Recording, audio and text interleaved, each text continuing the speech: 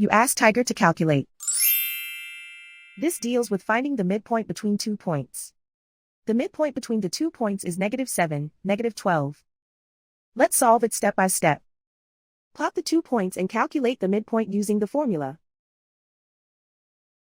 The coordinates of point 1 are, x1 equals -54, y1 equals 62. The coordinates of point 2 are, x2 equals 40, y2 equals -86. PM represents the midpoint of the 2 points.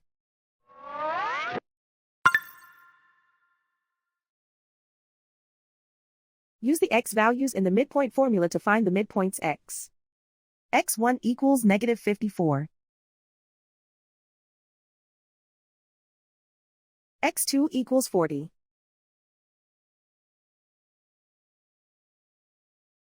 Simplify the arithmetic.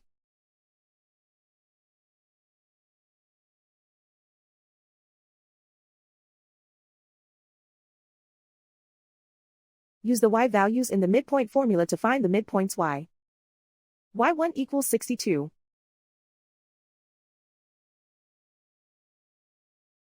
y2 equals -86. Simplify the arithmetic.